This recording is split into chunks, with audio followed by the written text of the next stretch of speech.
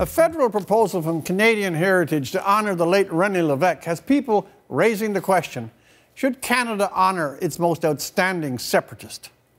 When separatism was new and its energies at their wildest, it was a good time to be a Canadian.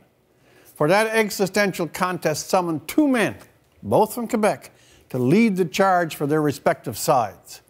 Canada had the inimitable Pierre Trudeau, separatists the indomitable Rene Levesque. Trudeau had a mixed English-French ancestry and a mixed set of gifts, the instincts of a street fighter and a brain like a blade, lethal in argument, fearless in attack or defense. Levesque had the tenacity of a bulldog, unparalleled gifts of spontaneous oratory. He owned the affection of every little guy or gal that ever listened to him. He was, if you will, a real populist, an everyman politician. Overall, I think it was the finest political drama of our whole 150 years. A contest between two sons of Quebec who took it from the angry and mean and even low contest it could have been and made it something larger entirely, a passionate examination of the basis of our very country's being. Levesque's challenge sharpened our ideas of what Confederation means, updated its understanding, and actively brought the consideration of what we used to call the Quebec fact into minds outside Quebec. Levesque forced the exercise of Trudeau's resources, political, rhetorical, and intellectual, to their fullest play. Trudeau, in turn, called out all the artfulness, courage, and passion Levesque was capable of. Each grew larger because of the other.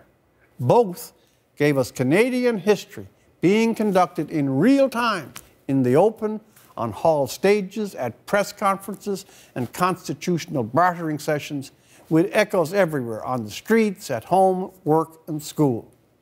Now, as Canadians, there was no question whom we were rooting for. Trudeau was equal to the moment, and then some.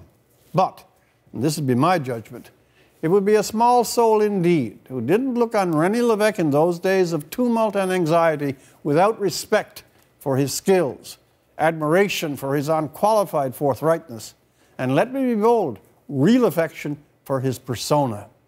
So, on the idea of honoring him, I say yes. Not for his goal, but for the manner in which he fought for it, for the contest he led, which, perhaps ironically, refined and deepened our understanding and feel for our country. And for keeping the quarrel within the boundaries of law and, in almost all cases, decent conduct. Have we ever had a contest of this consequence where the champions of both sides exemplified the rare quality of high leadership this country can summon when the times demand our best? Levesque was more an advocate for Quebec than he was in any real sense an enemy of Canada. To subtract him from our history is impossible. To deny him memorial acknowledgement, needlessly small, meanly petty.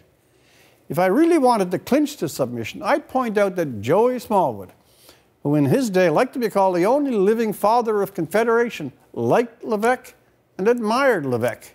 Joey would be on side for this.